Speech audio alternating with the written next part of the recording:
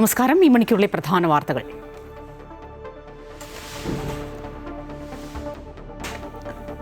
യുദ്ധഭീതി ഒഴിയാതെ 7ാം ദിവസവും പശ്ചിമേഷ്യ. പരസ്പരം മിസൈലുകൾ വർഷിച്ച ഇറാനും ഇസ്രയേലും. കരയുദ്ധം നടത്തിയാലും നേരിടുമെന്ന് ഇറാൻ. ഖമനേയിയുടെ പിൻഗാമിയെ കണ്ടെത്താൻ നേതൃയോഗം ചേരും. ബഹ്റൈനിൽ ഹോട്ടലുകൾക്കും അപ്പാർട്ട്മെന്റ് സമുച്ചയങ്ങൾക്കും നേരെ ഇറാന്റെ ആക്രമണം. ആളപായമില്ല. എയർപോർട്ടുകൾ അടച്ചു. സംഘർഷത്തിൽ ആശങ്ക പ്രകടിപ്പിച്ച് പ്രതിരോധ മന്ത്രി രാജ്നാഥ് സിംഗ്. റഷ്യയിൽ നിന്ന് ഇന്ത്യ എണ്ണ വാങ്ങരുതെന്ന നിലപാട് തിരുത്തി അമേരിക്ക.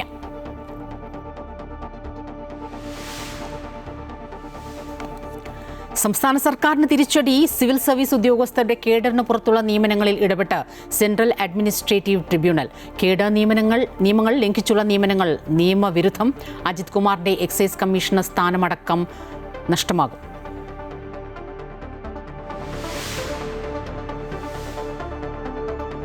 കേരളത്തിന്റെ സ്വപ്ന പദ്ധതിയായ ആനക്കാംപൊയിൽ കള്ളാടി മേപ്പാടി തുരങ്കപാതയ്ക്കായുള്ള പാറ പൊട്ടിക്കലിന് തുടക്കമായി.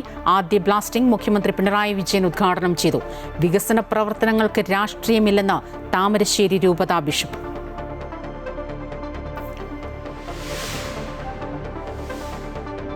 UPSC സിവിൽ സർവീസ് പരീക്ഷാഫലം പ്രസിദ്ധീകരിച്ചു. അനുജ് അഗ്നിഹോത്രിക്ക് 1ാം റാങ്ക്. ആദ്യ 150 റാങ്കുകളിൽ 5 മലയാളികൾ. ശ്രുതി ആറിന് 18ാം റാങ്ക്. ജന്മനാ കാഴ്ചപരിമിതിയുള്ള അജയ് ആർ രാജന് 109ാം റാങ്ക്. അമൃത സിവിൽ സർവീസ് അക്കാദമിക്കും മികച്ച നേട്ടം. പട്ടികയിൽ ഇടം നേടിയത് അക്കാദമിയിൽ നിന്നുള്ള 29 പേർ.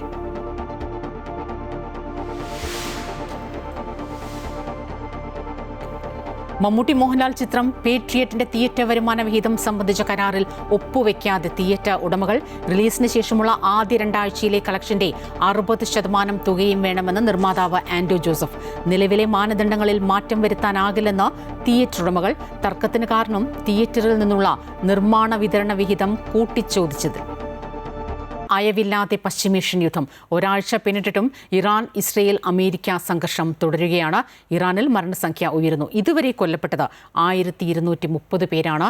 ഇറാൻ തകർന്നുകൊണ്ടിരിക്കുകയാണെന്നും യുദ്ധം വ്യാപിക്കാൻ കാരണം ഇറാനാണെന്നും അമേരിക്കൻ പ്രസിഡന്റ് ഡൊണാൾഡ് ട്രംപ് പറഞ്ഞു. ഇറാനെതിരെ US കനത്ത തിരിച്ചടി നൽകുകയാണെന്നും ഇറാന്റെ ബാലിസ്റ്റിക് മിസൈൽ ആക്രമണം 90% കുറഞ്ഞുവെന്നും ഡ്രോൺ ആക്രമണത്തിൽ 83% കുറവുണ്ടെന്നും US central command head Brad Cooper പറഞ്ഞു. ഇറാൻ നേവിക്കെതിരെയുള്ള ആക്രമണം അമേരിക്ക കൂടുതൽ കടുപ്പിക്കുകയാണെന്നും ഇതുവരെ ഇറാന്റെ 30 കപ്പലുകളെങ്കിലും US തകർത്തുവെന്നും ഡ്രോൺ കാരിയർ ഉൾപ്പെടെ ഇക്കൂട്ടത്തിൽ ഉൾപ്പെടുന്നുണ്ടെന്നും ബ്രാഡ് കൂട്ടിച്ചേർത്തു. പുനർനിർമ്മിക്കാൻ കഴിയാത്ത വിധം ഇറാന്റെ ബാലിസ്റ്റിക് മിസൈലിന്റെ അടിത്തറ തകർക്കണമെന്നാണ് പ്രസിഡന്റ് ട്രംപിന്റെ നിർദ്ദേശമെന്നും ഭാവിയിൽ മിസൈൽ ഉണ്ടാക്കാനുള്ള ശേഷി ഇറാന് ഉണ്ടാകില്ലെന്നും അദ്ദേഹം കൂട്ടിച്ചേർത്തു. അതിനിടെ ഇറാന്റെ അടുത്ത നേതാവിനെ തെരഞ്ഞെടുക്കുന്നതിൽ താൻ പങ്കാളിയാകുമെന്ന് ട്രംപ് സൂചന നൽകി. ഖമനേയിയുടെ മകൻ സ്വീകാര്യനല്ലെന്നും ട്രംപ് അറിയിച്ചു. ആയത്തുള്ള അലി ഖമനേയി കൊല്ലപ്പെട്ട ശേഷം പരമോന്നത പദവി ഇറാൻ മകൻ മൊജ്തബ ഖമനേയിക്ക് നൽകിയിട്ടുണ്ടെന്ന റിപ്പോർട്ടുകളെ ട്രംപ് തള്ളി. അതേസമയം ഒത്തുതീർപ്പുകൾക്ക് തയ്യാറല്ലെന്ന നിലപാടിൽ ഉറച്ചു നിൽക്കുകയാണ് ഇറാൻ. ഇസ്രായേലിലേക്കും ഗൾഫ് മേഖലയിലേക്കും ഇറാന്റെ മിസൈൽ ആക്രമണം തുടരുകയാണ്. ഇറാൻ തൊടുത്ത 3 ബാലിസ്റ്റിക് മിസൈലുകളെ ഫലപ്രദമായി പ്രതിരോധിച്ചുവെന്ന് സൗദി അറേബ്യ വ്യക്തമാക്കി. News desk Amrita news. പശ്ചിമേഷ്യയിലെ സംഘർഷത്തിൽ ആശങ്ക പ്രകടിപ്പിച്ച പ്രതിരോധ മന്ത്രി രാജ്നാഥ് സിംഗ്. അസാധാരണ സംഭവങ്ങളാണ് ഉണ്ടാകുന്നതെന്ന് അദ്ദേഹം പറഞ്ഞു. ഹോർമുസ് കടലിടുക്കും പേർഷ്യൻ ഗൾഫ് മേഖലയും ആഗോള ഊർജ്ജ സുരക്ഷയ്ക്ക് നിർണായക മേഖലയാണ്. ഈ മേഖലയിലെ തടസ്സം സാമ്പത്തിക രംഗത്തെയും വ്യാപാര മേഖലയെയും പ്രതികൂലമായി ബാധിക്കുമെന്ന് അദ്ദേഹം പറഞ്ഞു. സമുദ്രങ്ങൾ ഇപ്പോൾ നയതന്ത്രപരമായ ശക്തി കേന്ദ്രമായി മാറുകയാണെന്നും അദ്ദേഹം പറഞ്ഞു. സാഗർ സങ്കൽപ് എന്ന പേരിലുള്ള സമുദ്രവുമായി ബന്ധപ്പെട്ട കോൺക്ലേവിൽ സംസാരിക്കുകയായിരുന്നു പ്രതിരോധ മന്ത്രി. यदि हम स्ट्रेट ऑफ हार्मुज या पूरे पर्शियन गल्फ क्षेत्र को देखें तो यह विश्व की एनर्जी सिक्योरिटी का एक अत्यंत महत्वपूर्ण क्षेत्र है. जब इस क्षेत्र में डिस्टर्बेंस या डिसरप्शन होता है तो उसका सीधा असर ऑयल और गैस की सप्लाई पर पड़ता है. यही नहीं, आज हम सप्लाई चेन डिसरप्शंस केवल ऊर्जा क्षेत्र में ही नहीं बल्कि अन्य क्षेत्रों में भी देख रहे हैं. इन अनसर्टेनिटीज का सीधा प्रभाव इकोनॉमी और ग्लोबल ट्रेड पर पड़ता है. साथियों, वर्तमान में सिचुएशन काफी कॉम्प्लिकेटेड हो गई है. एवं ऐसा प्रतीत होता है कि आगे जाकर ये और डायनेमिक ही होती जाएगी. और आज जिस तरह अलग अलग देश लैंड पर, एयर में, सी में और अब तो स्पेस तक में एक दूसरे को से टक्कर ले रहे हैं, वह वास्तव में यह हम सभी के लिए चिंता का विषय है। यह एक एबनॉर्मल सिचुएशन है, मैं ऐसा मानता हूं। What I consider as more worrying is the fact that this abnormalcy is becoming the new normal. India റഷ്യയിൽ നിന്ന് എണ്ണ വാങ്ങരുത് എന്ന നിലപാട് മാറ്റി അമേരിക്ക. പശ്ചിമേഷ്യയിൽ യുദ്ധം രൂക്ഷമായ സാഹചര്യത്തിൽ ആഗോള വിപണിയിൽ എണ്ണ ലഭ്യത ഉറപ്പാക്കാനാണ് തീരുമാനമെന്ന് US ട്രഷറി ഡിപ്പാർട്ട്മെന്റ് അറിയിച്ചു. പശ്ചിമേഷ്യയിലെ സംഘർഷത്തെ തുടർന്ന് ഹോർമൂസ് കടലിടുക്ക് വഴിയുള്ള എണ്ണ നീക്കം തടസ്സപ്പെട്ടേക്കാമെന്ന ആശങ്ക നിലനിൽക്കുന്നതിനാലാണ് അമേരിക്കയുടെ നിലപാട് മാറ്റം. US ട്രഷറി സെക്രട്ടറി സ്കോട്ട് ബെസന്റാണ് പ്രഖ്യാപനം നടത്തിയത്. നിലവിൽ കടലിൽ കുടുങ്ങിക്കിടക്കുന്ന കപ്പലുകളിലെ റഷ്യൻ എണ്ണ ഇന്ത്യക്ക് ഇറക്കുമതി ചെയ്യാം. അടിയന്തര സാഹചര്യം നേരിടാനുള്ള താൽക്കാലിക ക്രമീകരണം മാത്രമാണെന്നും റഷ്യയ്ക്ക് സാമ്പത്തിക ലാഭമുണ്ടാക്കാൻ ഉദ്ദേശിച്ചുള്ളതല്ല എന്നും US treasury secretary Scott Bessent വ്യക്തമാക്കിയിട്ടുണ്ട്. നിലവിൽ വിപണി വിലയേക്കാൾ കുറഞ്ഞ നിരക്കിൽ റഷ്യൻ എണ്ണ ലഭ്യമാകുന്നത് രാജ്യത്തെ എണ്ണ കമ്പനികൾക്കും ആഭ്യന്തര വിപണിക്കും ഗുണകരമാണ്. നേരത്തെ റഷ്യൻ എണ്ണ വാങ്ങുന്നതുമായി ബന്ധപ്പെട്ട് ഇന്ത്യയ്ക്കുമേൽ അമേരിക്ക ചുമത്തിയിരുന്ന 25% അധിക നികുതി കഴിഞ്ഞ മാസം പിൻവലിച്ചിരുന്നു. പകരം ഇന്ത്യയ്ക്ക് വെനസ്വേലയിൽ നിന്നടക്കം എണ്ണ ഉറപ്പാക്കാമെന്ന് ട്രംപ് വ്യക്തമാക്കിയിരുന്നു. News desk Amrita TV. സംസ്ഥാനത്ത് IAS ഉദ്യോഗസ്ഥരുടെ നിയമനവും സ്ഥലം മാറ്റവുമായി ബന്ധപ്പെട്ട് കേന്ദ്ര അഡ്മിനിസ്ട്രേറ്റീവ് ട്രിബ്യൂണലിന്റെ നിർണായക ഉത്തരവ്. IAS ഉദ്യോഗസ്ഥരുടെ തസ്തികകളിൽ കേഡർ ഇതര ഉദ്യോഗസ്ഥരെ നിയമിക്കുന്നത് നിയമവിരുദ്ധമാണെന്ന് ട്രിബ്യൂണൽ വ്യക്തമാക്കി. 2025 ജനുവരിക്ക് ശേഷം B അശോകിനെതിരെ സ്വീകരിച്ച 3 ട്രാൻസ്ഫർ ഉത്തരവുകളും റദ്ദാക്കി. MR അജിത് കുമാറിന് എക്സൈസ് കമ്മീഷണർ പദവിയും ഒഴിയേണ്ടിവരും. IAS ഉദ്യോഗസ്ഥരെ ഇഷ്ടാനുസരണം നിയമിക്കുകയും സ്ഥലം മാറ്റുകയും ചെയ്യുന്ന സർക്കാർ നിലപാടിനേറ്റ കനത്ത തിരിച്ചടിയാണ് കേന്ദ്ര അഡ്മിനിസ്ട്രേറ്റീവ് ട്രിബ്യൂണലിന്റെ ഉത്തരവ്.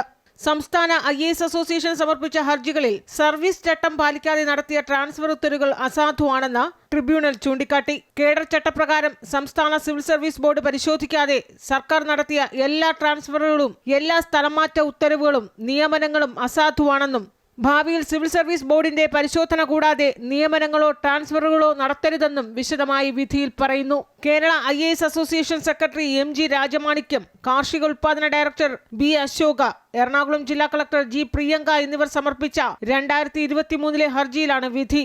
IPS ഉദ്യോഗസ്ഥർ, വിരമിച്ച IAS ഉദ്യോഗസ്ഥർ എന്നിവരെ നിയമിച്ചിരുന്ന IAS കേഡർ തസ്തികകളിൽ IAS ഉദ്യോഗസ്ഥരെ മാത്രമേ നിയമിക്കാൻ പാടുള്ളൂവെന്ന് സർക്കാരിനോട് ട്രിബ്യൂണൽ നിർദ്ദേശിച്ചു. ഹർജി നൽകിയ B അശോകിനെതിരെ 2025 ജനുവരിക്ക് ശേഷം സ്വീകരിച്ച 3 ട്രാൻസ്ഫർ ഉത്തരവുകളും ട്രിബ്യൂണൽ റദ്ദു ചെയ്തു. നിലവിൽ എക്സൈസ് കമ്മീഷണറായ MR അജിത് കുമാറിന് ഈ ഉത്തരവ് തിരിച്ചടിയാണ്. എക്സൈസ് കമ്മീഷണർ സ്ഥാനം IAS കേഡർ തസ്തികയാണെന്നും അവിടെ IAS ഉദ്യോഗസ്ഥരെ മാത്രമേ നിയമിക്കാവൂ എന്നും ട്രിബ്യൂണൽ നിരീക്ഷിച്ചു. ഇതോടെ എക്സൈസ് കമ്മീഷണർ പദവിയിൽ നിന്നും MR അജിത് കുമാർ മാറേണ്ടി വരും. കില, IMG ഡയറക്ടർ പദവികളും IAS കേഡർ തസ്തികകളാണെന്ന് ഉത്തരവിൽ വ്യക്തമാക്കിയിട്ടുണ്ട്. മുൻ ചീഫ് സെക്രട്ടറി K ജയകുമാർ വിരമിച്ച ശേഷം 7.5 വർഷമാണ് IMG ഡയറക്ടർ പദവിയിലിരുന്നത്. ഇതിനെതിരെ IAS അസോസിയേഷൻ നിയമ പോരാട്ടം നടക്കുന്നതിനിടെ 1 മാസം മുമ്പാണ് ജയകുമാറിനെ പദവിയിൽ നിന്ന് മാറ്റിയത്. Amrita news, Thiruvananthapuram. UPSC civil service പരീക്ഷാ ഫലം പ്രസിദ്ധീകരിച്ചു. രാജസ്ഥാൻ സ്വദേശി അനുജ് അഗ്നിഹോത്രിക്ക് 1ാം റാങ്ക്, 2ാം റാങ്ക് രാജേശ്വരി സുവയും നേടി. മലയാളിയായ ശ്രുതി R 18ാം റാങ്ക് കരസ്ഥമാക്കി. ആദ്യ 150 റാങ്കുകളിൽ 5 മലയാളികളുണ്ട്. മലയാളിയായ സിദ്ധാർത്ഥ M ജോയ് 271ാം റാങ്കും നേടി. കേരള അഡ്മിനിസ്ട്രേറ്റീവ് സർവീസിൽ സിദ്ധാർത്ഥ് 2ാം റാങ്ക് നേടിയിരുന്നു. തിരുവനന്തപുരം നെരുവാമൂട് സ്വദേശി JS ശ്രീജ 57ാം റാങ്കും കോഴിക്കോട് സ്വദേശി അജയ് R രാജ് 109ാം റാങ്കും നേടി. അതിഥി കൃഷ്ണദേവ് 451ാം റാങ്കും കരസ്ഥമാക്കി. ജന്മനാ കാഴ്ച പരിമിതിയുള്ള ഭിന്നശേഷി വിദ്യാർത്ഥി അജയ് R രാജിൻ്റേത് തിളക്കമുള്ള നേട്ടമായി മാറി. അജയ് R രാജിന് 109ാം റാങ്കുണ്ട്. കമ്മീഷന്റെ ഔദ്യോഗിക വെബ്സൈറ്റായ upsc.gov.in, upsconline.nic.in എന്നിവയിൽ ഫലമറിയാൻ കഴിയും.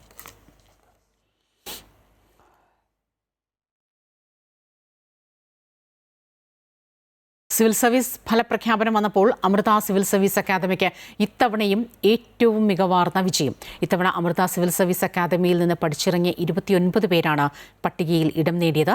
57ാം റാങ്ക് നേടിയ ശ്രീജ ഉൾപ്പെടെയുള്ളവർ ഇവിടെ നിന്നാണ് പരിശീലനം പൂർത്തിയാക്കിയത്.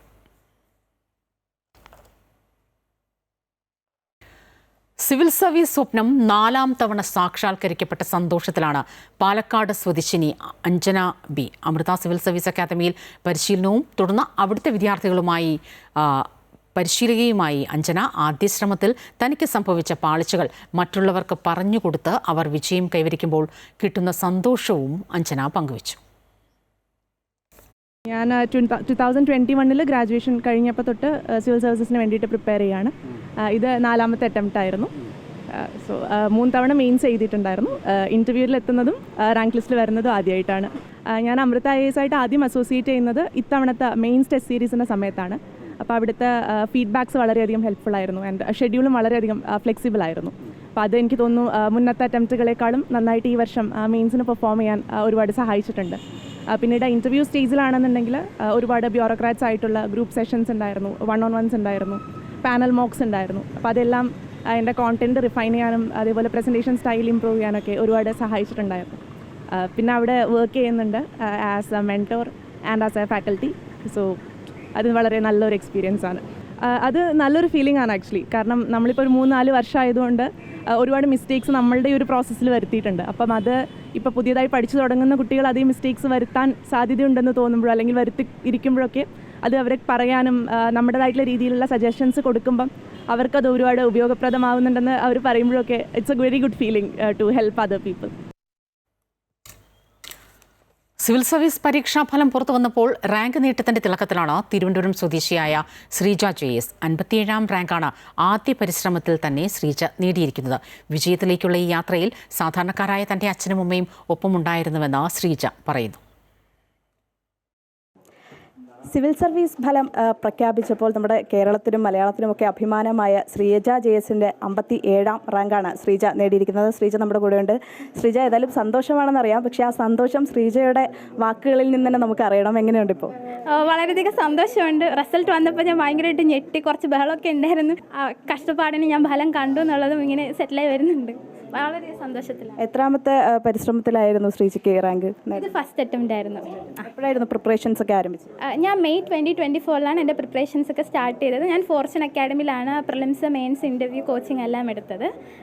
ത്രൂ ഔട്ട് ദ ജേർണി അവർ മെൻറ്റേഴ്സ് ഇമോഷണലിയും അക്കാഡമിക്കലും എന്നെ ഒത്തിരി സപ്പോർട്ട് ചെയ്തു. അപ്പം പാരൻസിൻ്റെയും എല്ലാവരുടെയും സപ്പോർട്ടും പ്രാർത്ഥനകളൊക്കെ കാരണമാണ് എനിക്ക് റാങ്ക് കിട്ടിയെന്ന് തന്നെയാണ് എൻ്റെ വിശ്വാസം.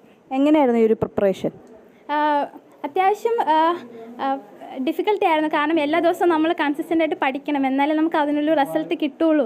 അപ്പോൾ അതുകൊണ്ട് തന്നെ ഞാൻ നമ്മുടെ അക്കാഡമിയുടെ പ്രിലിംസ് ടെസ്റ്റ് സീരീസും മെയിൻസ് ടെസ്റ്റ് സീരീസും അത് ടു ദ വേർഡ് ഞാൻ അത് ഡിസിപ്ലിനോടെ പഠിക്കാൻ ശ്രമിച്ചു. ഡെയിലി പ്ലാനർ ഉണ്ടായിരുന്നു. അപ്പം എല്ലാ ദിവസവും പഠിച്ചിട്ടേ കിടക്കുള്ളൂ എന്നൊരു വാശി എനിക്കുണ്ടായിരുന്നു. അത് ഞാൻ മാക്സിമം ചെയ്തിട്ടുണ്ട്. അതായത് പറ്റില്ല എങ്കിൽ ഞാനൊരു ഫ്രൈഡേയോ സാറ്റർഡേ ആയിരിക്കും പഠിക്കുന്നത്. സൺഡേയിൽ എക്സാം എഴുതാൻ പോകുന്നതിന് മുന്നേ ഐ എൻഷുർ ദാറ്റ് ഞാൻ ബേസിക് കണ്ടന്റ് ഞാൻ പഠിച്ചിട്ടാണ് എക്സാം എഴുതുന്നതെന്ന്. പിന്നെ മെൻറ്റേഴ്സൊക്കെ ഒത്തിരി ഫീഡ്ബാക്കൊക്കെ തരും. അതെല്ലാം ഞാൻ മാക്സിമം ഇംപ്ലിമെൻറ്റ് ചെയ്യാൻ ശ്രമിക്കും. അപ്പം ഓരോ ഇമ്പ്രൂവ്മെൻ്റൊക്കെ കൂടെ അങ്ങനെ ഒരു 2 ഇയേഴ്സിലൊരു കൺസിസ്റ്റൻ്റ് ആയിട്ടുള്ളൊരു പ്രിപ്പറേഷനാണ് എനിക്ക് ഈ ഫലം കിട്ടാൻ ഇടയാക്കിയത്. ഏത് സർവീസാണ് ചൂസ് ചെയ്യുന്നത്? ഞാൻ ഇന്ത്യൻ ഫോറിൻ സർവീസാണ് ചൂസ് ചെയ്തിരിക്കുന്നത്. എന്തുകൊണ്ടാണ്?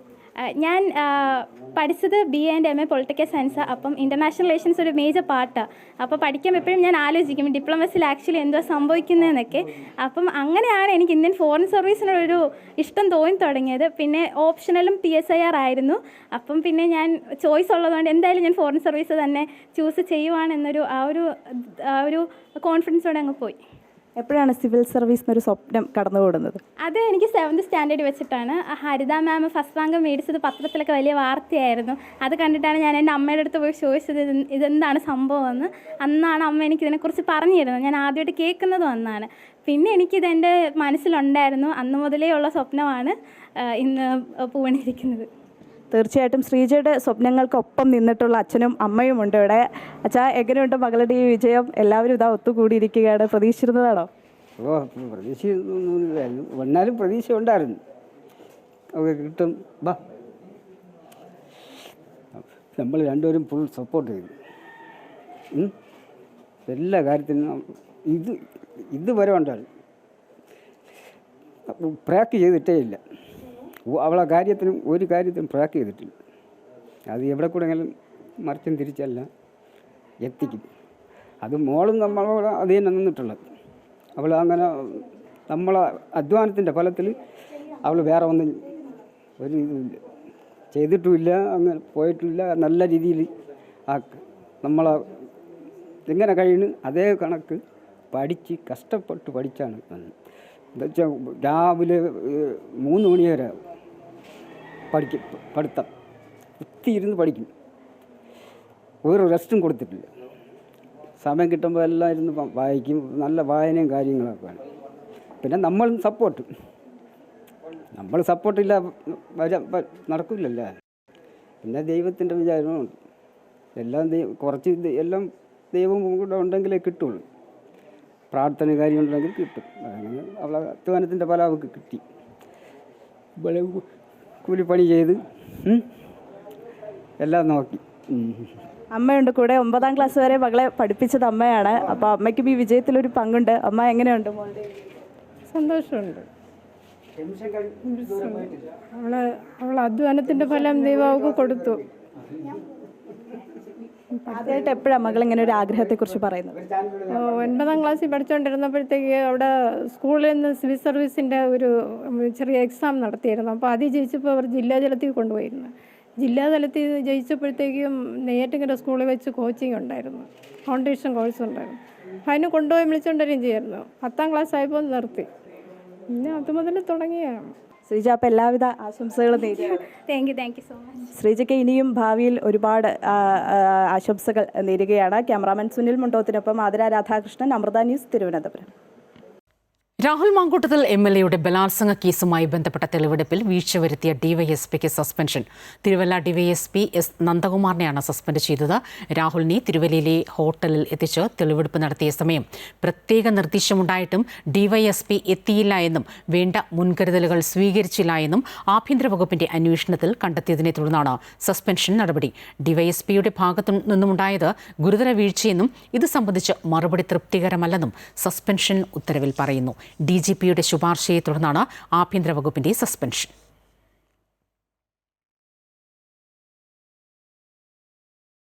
അങ്കമാലിയിൽ കോളേജ് വിദ്യാർത്ഥിനി ജസ്ലിയെ വാഹനമിടിപ്പിച്ച ശേഷം കടന്നുകളഞ്ഞ കേസിൽ ഡോക്ടർ സിറിയക് P. ജോർജ് വാഗമണിൽ അറസ്റ്റിലായി. സിറിയക്കിനെ അങ്കമാലി സ്റ്റേഷനിലെത്തിച്ചപ്പോൾ സ്ഥലത്ത് യുവജന സംഘടനകൾ പ്രതിഷേധമുയർത്തി. പ്രതിക്കെതിരെ ജാമ്യമില്ലാ വകുപ്പ് പ്രകാരം കേസെടുക്കും. ദാരുണ മരണത്തിന് കാരണക്കാരനായ പ്രതിയെ അറസ്റ്റ് ചെയ്തതിൽ കൂടെ നിന്നവർക്ക് ജസ്ലിയുടെ കുടുംബം നന്ദി പറഞ്ഞു. അങ്കമാലിയിൽ കോളേജ് വിദ്യാർത്ഥിനി ജസ്ലിയെ വാഹനം ഇടിച്ചു തെറിപ്പിച്ച കേസിൽ പ്രതി ഡോക്ടർ സിറിയക് ജോർജ് വാഗമണിലെ കണ്ണംകുളത്തിന് സമീപമുള്ള ഹോം സ്റ്റേയിൽ ഒളിവിൽ കഴിയുകയായിരുന്നു. തിരിച്ചറിയാതിരിക്കാൻ താടി പൂർണ്ണമായും വടിച്ച് രൂപം മാറ്റി മാസ്ക് വെച്ചാണ് ഇയാൾ ഹോം സ്റ്റേയിൽ കഴിഞ്ഞിരുന്നത്. രഹസ്യവിവരത്തെ തുടർന്ന് പോലീസ് സംഘം മഫ്തിയിലെത്തിയപ്പോൾ സിറിയക് ഓടി രക്ഷപ്പെടാനും ശ്രമിച്ചു. ഫെബ്രുവരി 28 രാത്രിയിലാണ് അങ്കമാലി ടെൽക്കിന് സമീപം സിറിയക് ഓടിച്ച് അമിതവേഗത്തിലെത്തിയ വാഹനം ഇടിച്ച് ജസ്ലിയ മരിച്ചത്. പഠനത്തോടൊപ്പം പാർട്ട് ടൈം ജോലി ചെയ്തിരുന്ന ജസ്ലിയ ജോലി കഴിഞ്ഞ് മടങ്ങുന്നതിനിടയിലാണ് അപകടത്തിൽപ്പെട്ടത്. ഗുരുതരമായി പരിക്കേറ്റ ജസ്ലിയെ ആദ്യം അങ്കമാലി ലിറ്റിൽ ഫ്ലവർ ആശുപത്രിയിലും പിന്നീട് ആലുവ രാജഗിരി ആശുപത്രിയിലും പ്രവേശിപ്പിച്ചെങ്കിലും മരണമടയുകയായിരുന്നു. മസ്തിഷ്ക മരണം സ്ഥിരീകരിച്ചതിനെ തുടർന്ന് ജസ്ലിയയുടെ കരളും വൃക്കയും നേത്രപടലവും ദാനം ചെയ്യാൻ മാതാപിതാക്കൾ സമ്മതിച്ചിരുന്നു. അപകടത്തിനിടയാക്കിയ കാർ ഓടിച്ച പ്രതിയെ ഒരാഴ്ച പിന്നിട്ടിട്ടും പിടികൂടാത്തതിൽ കനത്ത പ്രതിഷേധമുയർന്നിരുന്നു. അപകടത്തിന് ശേഷം പരിക്കേറ്റ പെൺകുട്ടിക്ക് വൈദ്യസഹായം നൽകാനോ വാഹനം നിർത്താനോ തയ്യാറാകാതെ ഡോക്ടർ സിറിയക് കടന്നുകളയുകയായിരുന്നു. സിറിയക്കിനെ ഒളിവിൽ കഴിയാൻ സഹായിച്ചത് പിതാവ് ജോർജ് മാത്യു കൂടി ചേർന്നാണെന്ന് പോലീസ് കണ്ടെത്തിയിട്ടുണ്ട്. പിതാവിനെ പോലീസ് കസ്റ്റഡിയിലെടുത്തിരുന്നു. വാഗമണിലെ ഹോം സ്റ്റേയിൽ ഇയാളെ എത്തിച്ചത് ഒരു ബന്ധുവാണെന്നാണ് ലഭിക്കുന്ന വിവരം. സിറിയക്കിനെ ഒളിവിൽ താമസിപ്പിച്ചതിൽ ഹോം സ്റ്റേ ഉടമകൾക്കോ ജീവനക്കാർക്കോ പങ്കുണ്ടോ എന്നും പോലീസ് അന്വേഷിക്കുന്നുണ്ട്. CCTV ദൃശ്യങ്ങൾ ഉൾപ്പെടെയുള്ള തെളിവുകൾ ലഭിച്ചിട്ടും പ്രതിയെ പിടികൂടാൻ കാലതാമസം വന്നത് പോലീസിന്റെ വലിയ വീഴ്ചയാണെന്ന് ആരോപണം ഉയർന്നിരുന്നു. ലുക്കൌട്ട് നോട്ടീസ് പുറപ്പെടുവിച്ചുവെങ്കിലും സിറിയക് ഒളിവിൽ കഴിയുകയായിരുന്നു. ഇതിനിടെ കോട്ടയം സെഷൻസ് കോടതിയിൽ സിറിയക് മുൻകൂർ ജാമ്യാപേക്ഷ നൽകിയിരുന്നു. അമൃത ന്യൂസ്, കൊച്ചി. വയനാട് തുരങ്കപാതയുടെ ആദ്യഘട്ടമായ പാറ പൊട്ടിക്കൽ ആരംഭിച്ചു. തുരങ്കപാതയുടെ ആദ്യ ബ്ലാസ്റ്റിംഗ് സ്വിച്ച് ഓൺ കർമ്മം മുഖ്യമന്ത്രി നിർവഹിച്ചു. അനാവശ്യ വിവാദങ്ങൾ ഉണ്ടാക്കി വികസന പ്രവർത്തനങ്ങൾ തടസ്സപ്പെടുത്തുന്നവർക്കുള്ള മറുപടിയാണ് തുരങ്കപാതയുടെ ആദ്യ ബ്ലാസ്റ്റ് എന്ന് മന്ത്രി PA മുഹമ്മദ് റിയാസ് പറഞ്ഞു. വികസന പ്രവർത്തനങ്ങൾക്ക് രാഷ്ട്രീയമില്ലെന്ന് താമരശ്ശേരി രൂപതാ ബിഷപ്പ് മാർ റമിജിയൂസ് ഇഞ്ചനാനിയയിലും പറഞ്ഞു. ആനക്കാമ്പോയിൽ കള്ളാടി മേപ്പാടി തുരങ്കപാത നിർമ്മാണത്തിന്റെ ആദ്യ പാറ പൊട്ടിക്കൽ മുഖ്യമന്ത്രി പിണറായി വിജയൻ സ്വിച്ച് ഓൺ ചെയ്ത് നിർവഹിച്ചു.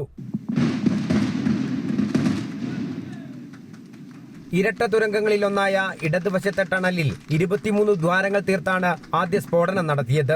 പദ്ധതിയിൽ യാതൊരു തടസ്സങ്ങളും പ്രതീക്ഷിക്കുന്നില്ലെന്നും മൺസൂൺ കാലത്ത് പോലും പ്രവർത്തനം മുന്നോട്ട് കൊണ്ടുപോകാനാകുന്ന വിധമാണ് നിർമ്മാണ പ്രവൃത്തികൾ പുരോഗമിക്കുന്നതെന്നും കിഫ്ബി ഡയറക്ടർ KV പുരുഷോത്തമൻ പറഞ്ഞു. മൺസൂൺ കൊണ്ട് ടണലിനകത്ത് നമ്മൾ കടന്നു കഴിഞ്ഞാൽ മൺസൂൺ അതിന് യാതൊരു പ്രയാസമുള്ള ഒരു കാര്യമല്ല. ഇതേ സ്പീഡിൽ തന്നെ നമുക്ക് മുന്നോട്ട് പോകാൻ സാധിക്കും. അതായത് ഇവിടെ 365 ദിവസവും നമുക്ക് ജോലി ചെയ്യാൻ സാധിക്കും. ഒരു മാസത്തിനകം എതിർവശത്ത് മേപ്പാടിയിൽ നിന്നും തുരക്കുന്ന പ്രവൃത്തിയും ആരംഭിക്കും. തുരങ്ക നിർമ്മാണത്തിന് അനുയോജ്യമായ ഭൗമഘടനയാണ് ഇവിടെയുള്ളതെന്ന് Konkan railway assistant engineer Gulzar Ahmed പറഞ്ഞു. Very good geology is a very favorable geology we have seen in the comparative to the Himalayas in the Jammu and Kashmir, in the Himachal Pradesh, in the Uttarakhand, all that. We have worked there. We have seen there are a lot of geological surprises there. വികസന പ്രവർത്തനങ്ങൾ തടസ്സപ്പെടുത്തുന്നവർക്കുള്ള മറുപടിയാണ് ഈ ആദ്യ blast എന്ന് മന്ത്രി PA Muhammad Riyas അധ്യക്ഷ പ്രസംഗത്തിൽ പറഞ്ഞു. യഥാർത്ഥത്തിൽ ഈ ബ്ലാസ്റ്റിംഗ് അനാവശ്യ വിവാദങ്ങൾക്കും പ്രതിസന്ധികൾക്കും നേരെയുള്ള ബ്ലാസ്റ്റിംഗ് കൂടിയാണ് എന്നുള്ളതൊരു യാഥാർത്ഥ്യമാണ്. എന്നാൽ വികസനത്തിൽ രാഷ്ട്രീയമില്ലെന്നും എതിർത്തവർ പോലും ഈ തുരങ്കപാതയിലൂടെ സഞ്ചരിക്കുന്ന കാലം വരുമെന്നും ചടങ്ങിൽ പങ്കെടുത്തതിനു ശേഷം താമരശ്ശേരി രൂപതാ ബിഷപ്പ് മാർ റെമജിയോസ് ഇഞ്ചനാനിയൽ അമൃത ന്യൂസിനോട് പറഞ്ഞു. പദ്ധതി നടപ്പിലാക്കുമ്പോൾ ഉമ്മൻചാണ്ടിയെയും KM മാണിയെയും സ്മരിക്കുകയാണെന്നും അദ്ദേഹം കൂട്ടിച്ചേർത്തു. ശ്രീ ഉമ്മൻചാണ്ടി സാർ അദ്ദേഹത്തിനോട് കടപ്പെട്ടിരിക്കുന്നു. ശ്രീ KM മാണി അന്ന് ധനകാര്യമന്ത്രിയായിരുന്നു, അദ്ദേഹത്തോടും വളരെയധികം കടപ്പെട്ടിട്ടുണ്ട്. നമ്മൾ സ്വപ്നം കണ്ട ഒരു പദ്ധതി അത് സാക്ഷാത്കരിക്കുന്നു. അതേസമയം സുരക്ഷിതമായി ബ്ലാസ്റ്റ് നടന്നതിന്റെ സന്തോഷത്തിലായിരുന്നു നാട്ടുകാരും. ഈ ഒരു ബ്ലാസ്റ്റിംഗ് തന്നെ വലിയ ആശങ്ക ഉണ്ടായിരുന്നു. പക്ഷേ അത് കഴിഞ്ഞ് കണ്ട സമയത്ത് നമ്മളൊക്കെ സാക്ഷിയായതുകൊണ്ട് തന്നെ ഒരു പ്രശ്നവും ഇല്ല. അത് ആ സമയത്തുള്ള സാധാരണ നമ്മുടെ നാട്ടിലൊക്കെ പാറ പൊട്ടിക്കുമ്പോൾ തന്നെയുള്ള ഒരു സംവിധാനമാണെന്നാണ് മനസ്സിലാക്കുന്നത്. താമരശ്ശേരി ചുരത്തിലെ ഗതാഗതക്കുരുക്കിന് പരിഹാരമാകുന്ന പാത, ആനക്കാമ്പൊയിൽ മേപ്പാടി കള്ളാടി തുരങ്കപാത, നാട്ടുകാരുടെ കാലാകാലങ്ങളായുള്ള ആവശ്യത്തിനാണ് ഇന്ന് ആദ്യ വെടിമുഴങ്ങിയിരിക്കുന്നത്. ക്യാമറാമാൻ KP ഷൈജുവിനൊപ്പം MM രാഗേഷ്, അമൃത ന്യൂസ്, കോഴിക്കോട്. മമ്മൂട്ടി മോഹൻലാൽ ചിത്രം പേട്രിയറ്റിന്റെ തിയേറ്റർ വരുമാന വിഹിതം സംബന്ധിച്ച കരാറിൽ ഒപ്പുവെക്കാതെ തിയേറ്റർ ഉടമകൾ തിയേറ്ററിൽ നിന്നുള്ള നിർമ്മാണ വിതരണ വിഹിതം കൂട്ടിച്ചോദിച്ചതാണ് ഇപ്പോഴത്തെ തർക്കത്തിന് കാരണം. റിലീസിന് ശേഷമുള്ള ആദ്യ 2 ആഴ്ചയിലെ കളക്ഷന്റെ 60% തുകയും വേണമെന്ന് നിർമ്മാതാവ് ആൻഡ്രൂ ജോസഫ് ആവശ്യപ്പെട്ടു. ഓരോ ആഴ്ചയും 5% തുക വെച്ച് കുറയ്ക്കുമെന്ന നിലവിലെ മാനദണ്ഡങ്ങളിൽ മാറ്റം വരുത്താനാകില്ലെന്ന് തിയേറ്റർ ഉടമകളും നിലപാടെടുത്തു. ഇതോടെയാണ് ചിത്രവുമായി കരാർ വെക്കരുതെന്ന് തിയേറ്ററുകൾക്ക് ഫിയോക് നിർദ്ദേശം നൽകിയത്. ഏപ്രിൽ 23-നാണ് ചിത്രം റിലീസ് ചെയ്യേണ്ടത്. 17 വർഷത്തിനു ശേഷം മോഹൻലാലും മമ്മൂട്ടിയും ഒന്നിച്ചഭിനയിച്ച ചിത്രമാണ് പേട്രിയറ്റ്. ഇരുവർക്കും പുറമെ കുഞ്ചാക്കോ ബോബൻ, നയൻതാര, ഫഹദ് ഫാസിൽ എന്നിവരും ചിത്രത്തിൽ അണിനിരന്നിട്ടുണ്ട്.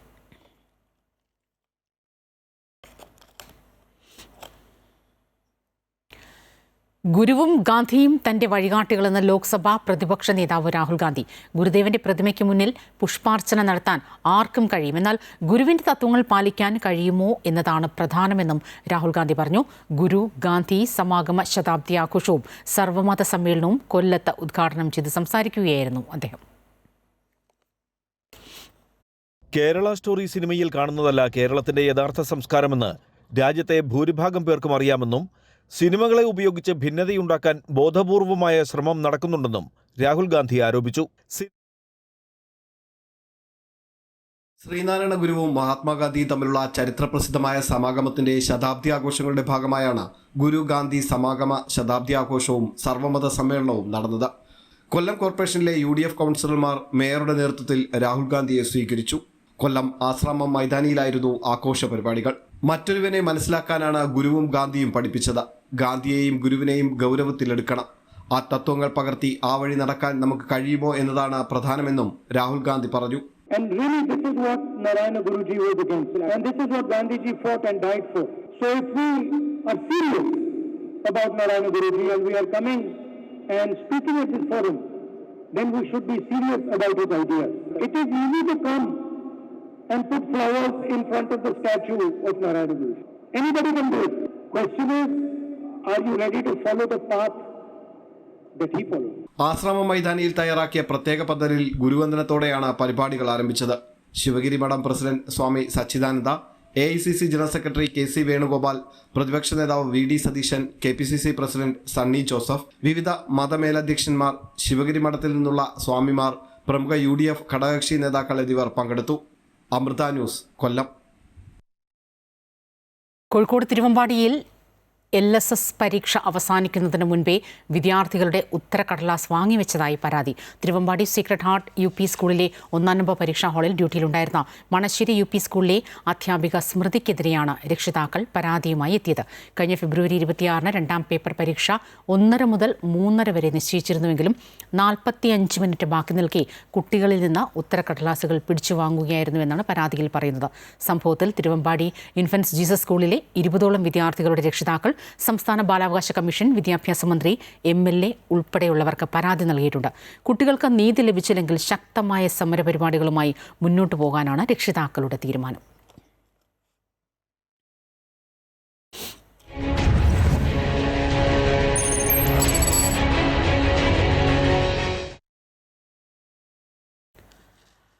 വട്ടിയൂർക്കാവിൽ BJP സ്ഥാനാർത്ഥിയായി R. ശ്രീലേഖ തന്നെ മത്സരിക്കുമെന്ന് ഉറപ്പാവുകയാണ്. നാളെ വട്ടിയൂർക്കാവിലെ തിരഞ്ഞെടുപ്പ് പ്രചാരണ പ്രവർത്തനങ്ങൾ R. ശ്രീലേഖ ചുവരെഴുതി ഉദ്ഘാടനം ചെയ്യും. LDF-ൽ സിറ്റിംഗ് MLA VK പ്രശാന്തും UDF-ൽ K. മുരളീധരനും സ്ഥാനാർത്ഥിത്വം ഉറപ്പിച്ചിരിക്കുന്ന പോരാട്ടവേദിയിൽ R. ശ്രീലേഖ കൂടി കടന്നുവരുന്നതോടെ സംസ്ഥാനത്തെ ഏറ്റവും ശക്തമായ ത്രികോണ മത്സരം നടക്കുന്ന മണ്ഡലമായി വട്ടിയൂർക്കാവ് മാറുകയാണ്. BJPക്ക് ഏറ്റവും അധികം വേരോട്ടമുള്ള തലസ്ഥാന ജില്ലയിലെ മണ്ഡലങ്ങളിലൊന്നാണ് വട്ടിയൂർക്കാവ്. അതുകൊണ്ട് തന്നെ പല പ്രമുഖരുടെയും പേരുകൾ പല ഘട്ടങ്ങളിൽ BJPയിൽ നിന്ന് ഇവിടെ ഉയർന്നു കേട്ടിരുന്നു. കോർപ്പറേഷൻ മേയർ പദവി നൽകാതെ മാറ്റി നിർത്തിയ വേളയിൽ R. ശ്രീലേഖയുടെ പേര് വട്ടിയൂർക്കാവിൽ സജീവമായി കേട്ടു. ഒടുവിൽ സാധ്യതാ പട്ടികയിൽ മുന്നിൽ നിന്നതും ശ്രീലേഖ തന്നെ. മണ്ഡലത്തിലെ തിരഞ്ഞെടുപ്പ് പ്രചാരണ പ്രവർത്തനങ്ങൾക്ക് ചുവരെഴുതി ഉദ്ഘാടനം ചെയ്യുന്നത് R. ശ്രീലേഖയാണെന്ന് BJP നേതൃത്വം ഔദ്യോഗിക വാർത്താക്കുറിപ്പിലൂടെയാണ് അറിയിച്ചിരിക്കുന്നത്. നേമത്തും രാജീവ് ചന്ദ്രശേഖറാണ് ചുവരെഴുതി ഉദ്ഘാടനം ചെയ്തത്. ഇതോടെ നേമം, വട്ടിയൂർക്കാവ്, കഴക്കൂട്ടം മണ്ഡലങ്ങളിൽ BJP സ്ഥാനാർത്ഥിത്വം തീരുമാനമായിരിക്കുകയാണ്. R. ശ്രീലേഖ വരുന്നതോടെ ഏറ്റവും ശക്തമായ ത്രികോണ മത്സരം നടക്കുന്ന മണ്ഡലമായി വട്ടിയൂർക്കാവ് മാറുന്നു. LDF-ൽ സിറ്റിംഗ് MLA VK പ്രശാന്തും UDF-ൽ K. മുരളീധരനുമാണ് പോരാട്ടത്തിനിറങ്ങുന്നത്. കഴിഞ്ഞ ലോക്സഭാ തദ്ദേശ തിരഞ്ഞെടുപ്പുകളിലെ കണക്കുകൾ നോക്കിയാൽ BJP ഏറ്റവും അധികം മുന്നിട്ട് നിൽക്കുന്ന നിയമസഭാ മണ്ഡലമാണ് വട്ടിയൂർക്കാവ്.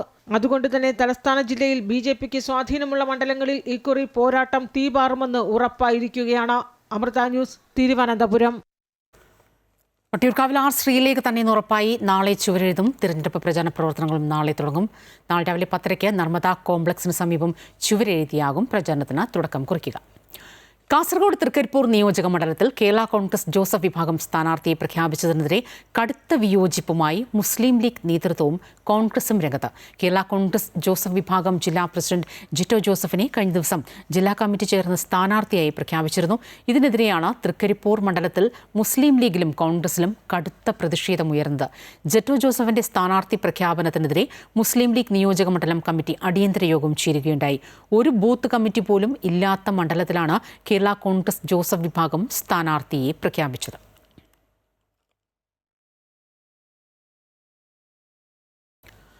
മുഖ്യ തിരഞ്ഞെടുപ്പ് കമ്മീഷണർ ജ്ഞാനേഷ് കുമാറിന്റെ കേരള സന്ദർശനം തുടരുന്നു. ഇന്ന് രാവിലെ 300ഓളം കോളേജ് വിദ്യാർത്ഥികൾ പങ്കെടുത്ത വോട്ടർ ബോധവൽക്കരണ പരിപാടിയിൽ കമ്മീഷണർ പങ്കെടുത്തു. വിവിധ സിനിമാ താരങ്ങളും പരിപാടിയുടെ ഭാഗമായി കേരളത്തിൽ വരാനിരിക്കുന്ന നിയമസഭാ തിരഞ്ഞെടുപ്പ് രാജ്യത്തിന് മാതൃകയായിരിക്കണമെന്ന് മുഖ്യ തിരഞ്ഞെടുപ്പ് കമ്മീഷണർ ജ്ഞാനേഷ് കുമാർ പറഞ്ഞു. മുഖ്യ തിരഞ്ഞെടുപ്പ് കമ്മീഷൻ ജ്ഞാനേഷ് കുമാറിന്റെ കേരള സന്ദർശനം കൊച്ചിയിൽ പുരോഗമിക്കുകയാണ്. സ്വീപ്പിന്റെ ഭാഗമായി ഗോശ്രീ പാലത്തിൽ സംഘടിപ്പിച്ച പരിപാടിയോടെയാണ് ഇന്നത്തെ ദിവസം ആരംഭിച്ചത്. ജ്ഞാനേഷ് കുമാർ ജില്ലാ കളക്ടറായിരുന്ന കാലഘട്ടത്തിലാണ് ഈ പാലത്തിന്റെ പ്രവർത്തനങ്ങൾ നടന്നത്. വിദ്യാർത്ഥികൾക്ക് അദ്ദേഹം വോട്ടിംഗ് പ്രതിജ്ഞ ചൊല്ലിക്കൊടുത്തു. The citizens of India, having abided faith in democracy, hereby pledge to uphold. വരാനിരിക്കുന്ന കേരള നിയമസഭാ തെരഞ്ഞെടുപ്പ് രാജ്യത്തിന് മാതൃകയായിരിക്കണമെന്ന് ജ്ഞാനേഷ് കുമാർ പറഞ്ഞു. 22 വർഷത്തിന് മുമ്പ് എറണാകുളവും കേരളവും എൻ്റെ കർമ്മഭൂമിയായിരുന്നു. എൻ്റെ ജീവിതത്തിൻ്റെ ഏറ്റവും നല്ലത് സമയമായിരുന്നു ആ 14 വർഷം. അന്ന് നമ്മൾ ഉണ്ടാക്കാൻ സാധിച്ച ഈ ഘോശ്രീ പാലങ്ങളും ദർബാർ ഹോൾ ഗ്രൗണ്ടും എല്ലാ പ്രോജക്ട്സുകളൊക്കെ കാണുമ്പോൾ വളരെ സന്തോഷമുണ്ട്. വരാൻ പോകുന്ന കേരളത്തിൻ്റെ തിരഞ്ഞെടുപ്പ് ഭാരതത്തിൽ മാത്രമല്ല ലോകത്തിൽ ഒരു മാതൃകാപരമായിട്ട് നമുക്ക് നടക്കാൻ സാധിക്കണം. ഗോശ്രീ പാലത്തിലെ പരിപാടിക്ക് ശേഷം വിവിധ രാഷ്ട്രീയ പാർട്ടി പ്രതിനിധികളുമായി കമ്മീഷൻ കൂടിക്കാഴ്ച നടത്തി. മ്യൂസിക് വോക്ക്വേ, ചീനവര പാലം, ചിൽഡ്രൻസ് പാർക്ക് എന്നിവയാണ് കമ്മീഷൻ ഇന്ന് സന്ദർശിച്ച മറ്റു സ്ഥലങ്ങൾ. കഴിഞ്ഞ ദിവസം എറണാകുളം കളക്ടറേറ്റിലെ പഴയ സഹപ്രവർത്തകർക്കൊപ്പം അദ്ദേഹം സമയം ചെലവഴിച്ചിരുന്നു. നാളെ അദ്ദേഹത്തിന്റെ ഔദ്യോഗിക വാർത്താ സമ്മേളനമുണ്ടാകും. അമൃത ന്യൂസ്, കൊച്ചി. 2024 സംസ്ഥാന ടെലിവിഷൻ അവാർഡ് പ്രഖ്യാപിച്ചപ്പോൾ മികച്ച നടനായി തിരഞ്ഞെടുത്തത് കൃഷ്ണചന്ദ്രനെയാണ്. മഴയത്ത് മുൻപേ എന്ന ടെലിസീരിയലിലെ അഭിനയ മികവിനാണ് പുരസ്കാരം ലഭിച്ചത്. തിരുവനന്തപുരത്ത് നിന്നും ദേവിക ചന്ദ്രൻ തയ്യാറാക്കിയ റിപ്പോർട്ടിലേക്ക്. 2024 സംസ്ഥാന ടെലിവിഷൻ അവാർഡുകൾ പ്രഖ്യാപിച്ചപ്പോൾ അത് അമൃത കുടുംബത്തിനും അഭിമാന നിമിഷമായിരുന്നു. അമൃത ടിവിയിൽ സംപ്രേഷണം ചെയ്ത മഴയത്ത് മുൻപേയാണ് മികച്ച ടെലി സീരിയലായി തിരഞ്ഞെടുക്കപ്പെട്ടത്. കൃഷ്ണചന്ദ്രനാണ് മികച്ച നടൻ, ഡബ്ബിംഗ് ആർട്ടിസ്റ്റ്, ഗായകൻ, അങ്ങനെ ഒരുപാട് വിശേഷണങ്ങളുണ്ട്. അമൃത ടിവിയുടെ എക്സിക്യൂട്ടീവ് പ്രൊഡ്യൂസർ കൂടിയായ TN കൃഷ്ണചന്ദ്രൻ നമ്മളോടൊപ്പം ചേരുന്നുണ്ട്. സാർ, ആദ്യം തന്നെ അഭിനന്ദനങ്ങൾ. സന്തോഷം. അരനൂറ്റാണ്ട് കാലം നീണ്ടുനിന്ന ഒരു അഭിനയ ജീവിതം, അതിനൊടുവിൽ ഒരു മഴ പോലെ ഒഴുകിയെത്തിയ ഒരു അവാർഡ്. ആ അവാർഡ് കിട്ടിയെന്ന് അറിഞ്ഞ നിമിഷത്തിൽ എന്താണ് തോന്നിയത്? അവാർഡ് കിട്ടിയെന്ന് അറിഞ്ഞത് ഒരു പ്രത്യേക നിമിഷത്തിലാണ്. കാരണം എൻ്റെ അച്ഛൻ്റെ 1ാമത്തെ ശ്രാദ്ധമായിരുന്നു. തിരുനാവായ എന്നുള്ള സ്ഥലത്ത് ഭാരതപ്പുഴയിൽ കർമ്മങ്ങളൊക്കെ ചെയ്ത് ഞാനും എൻ്റെ അഞ്ചത്തിയും റൂമിൽ വന്നിട്ട് ഡ്രസ്സൊക്കെ മാറ്റി കുളിച്ച് ഇങ്ങനെ ഇരിക്കുമ്പോഴാണ് ആദ്യത്തെ ഫോൺ കോൾ വരുന്നത്. അമൃത ന്യൂസിൽ നിന്ന് കൃഷ്ണകുമാറാണ് എന്നെ വിളിക്കുന്നത്. അദ്ദേഹമാണ് ഒരു കൺഗ്രാജുലേഷൻസ് എന്ന് പറഞ്ഞപ്പോൾ എനിക്കൊന്നും മനസ്സിലായില്ല. എന്താ കാര്യം എന്ന് ചോദിച്ചു. ഞാനിങ്ങനെ ആലോചിക്കുകയാണ്, കൺഗ്രാജുലേഷൻസ് കിട്ടാൻ തക്കോണം ഞാനൊന്നും ചെയ്തിട്ടില്ലല്ലോ, എന്താണ് ഈ അടുത്ത കാലത്ത് ഉണ്ടായതെന്ന് ഇങ്ങനെ ആലോചിച്ചുകൊണ്ടിരിക്കുമ്പോഴാണ് ഇങ്ങനെ ഇപ്പോൾ മന്ത്രി സജി ചെറിയാൻ്റെ പത്രസമ്മേളനമായിരുന്നു. അപ്പോൾ അതിൽ 2024 അവാർഡുകൾ, ടെലിവിഷൻ അവാർഡ് പ്രഖ്യാപിച്ചു. അതിൽ ബെസ്റ്റ് ആക്ടർ ചേട്ടനാണെന്ന് പറഞ്ഞു. ഞാൻ സത്യത്തിൽ ഞെട്ടിപ്പോയി എന്നുള്ളതാണ്. കാരണം ഞാനത് തീരെ പ്രതീക്ഷിച്ചിരുന്നില്ല. സിനിമ രംഗത്തും സജീവമായിരുന്നു. രതിനിർവേദത്തിലെ പപ്പുവിനെയൊക്കെ മലയാളികൾ ഒന്നാകെ നെഞ്ചേറ്റിയതാണ്. നീണ്ട ഈ സിനിമാ ജീവിതത്തിൽ നിധി പോലെ മനസ്സിൽ ഓർത്തു വെക്കുന്ന ഏതെങ്കിലും നിമിഷമുണ്ടോ? നിധി പോലെ സൂക്ഷിക്കുന്ന നിമിഷം എന്ന് പറഞ്ഞാൽ എൻ്റെ തുടക്കകാല എന്ന് വെച്ചാൽ എന്നെ സ്പീഡിലേക്ക് കൊണ്ടുവന്ന എൻ്റെ ഗുരുക്കന്മാരെ ഓർക്കുമ്പോൾ തന്നെ അതൊക്കെ നിധി പോലെ ഓർക്കുന്ന കാര്യങ്ങളാണ്. ഭരതേട്ടൻ, അവരൊക്കെ പത്മരാജൻ സാറ് കാരണമാണ് ഞാൻ ഈ ഫീൽഡിലേക്ക് തന്നെ വന്നത്. അദ്ദേഹമാണ് എന്നെ സെലക്ട് ചെയ്യുന്നത് ഈ ക്യാരക്ടറിന്. അദ്ദേഹത്തിൻ്റെ കഥയായിരുന്നു, നോവലായിരുന്നല്ലോ ഇത്. അപ്പോൾ പത്മരാജൻ സാറിനെ, ഭരതേട്ടനെ, പിന്നെ എനിക്ക് ആദ്യത്തെ ഗാനം തന്ന ശ്രീ IV ശശി, അതുപോലെ തമിഴിൽ എന്നെ ആദ്യമായിട്ട് പാടിപ്പിച്ച ശ്രീ ഇളയരാജ, അതിന് കാരണക്കാരനായ സംവിധായകൻ മോഹൻ, ഇങ്ങനെ പലരെക്കുറിച്ചൊക്കെ ഓർക്കുമ്പോൾ അതൊക്കെ എനിക്ക് ഒരു പ്രത്യേക നിമിഷങ്ങളായിട്ട് തന്നെയാണ്. അതൊക്കെ അങ്ങനെയൊക്കെയുള്ള ചില നിമിത്തങ്ങൾ ഉണ്ടായി എന്നുള്ളത് അതാണ്. അല്ലാതെ പ്രത്യേകിച്ച് എൻ്റെ 17ാമത്തെ വയസ്സിൽ ഞാൻ അഭിനയിക്കാൻ തുടങ്ങിയതാണ്. 18ാമത്തെ വയസ്സാകുമ്പോഴേക്കും എൻ്റെ ആദ്യത്തെ പടം റിലീസ് ചെയ്തു. ഇന്നിപ്പോൾ ഞാൻ 65 വയസ്സായിട്ട് നിൽക്കുകയാണ്. അപ്പോൾ ആ സമയത്ത് അതിനുള്ളിൽ എനിക്ക് പോസിറ്റീവായിട്ട് എൻ്റെ കുടുംബമാണ്, അഭിനയിക്കുന്നവരായാലും ശരി, പാടുന്നവരായാലും ശരി, ഡബ്ബിങ് ആർട്ടിസ്റ്റുകളായാലും ശരി, ആ സിനിമ എന്നുള്ള ഇതിൽ ആ കുടുംബമല്ലാതെ എനിക്ക് വേറൊന്നും അറിയില്ല. അത് കാരണം നമുക്ക് അവരുടെയൊക്കെ കൂടെയുള്ള ഇത്രയും കാലമുള്ള ജേണി വലിയ ഭാഗ്യമായിട്ട് ഞാൻ കരുതുകയാണ്. സിനിമയിലെ ഒരു പ്രത്യേക നിമിഷം എന്ന് എനിക്ക് പറയാനില്ല, എല്ലാം പ്രത്യേക നിമിഷങ്ങൾ തന്നെയായിരുന്നു. താങ്കളുടെ അഭിനയം പോലെ തന്നെ ജനങ്ങൾ നെഞ്ചേറ്റിയതാണ് പാട്ടും. ഈ വെള്ളിച്ചിലും വിതറി എന്ന പാട്ടൊക്കെ ഇന്നും മലയാളികളുടെ അധരങ്ങളിൽ ജീവിക്കുന്നവയാണ്. നമുക്ക് വേണ്ടി ഒരു 2 വരി പാടാം. നോക്കാം. വെള്ളിച്ചില്ലും വിതറി തുള്ളി തുള്ളിയൊഴുകും പൊരിനുര ചിതറും കാട്ടരുവി പറയാമോ നീ, എങ്ങാണ് സംഗമം, എങ്ങാണ് സംഗമം, എങ്ങാണ് സംഗമം, എങ്ങാണ് സംഗമം. നന്ദി സാർ. ജീവിതത്തിൽ ഇനിയും ഒരുപാട് ഉയരങ്ങളിലേക്ക് എത്താൻ സാധിക്കട്ടെ എന്ന് ആശംസിക്കുന്നു. Thank you.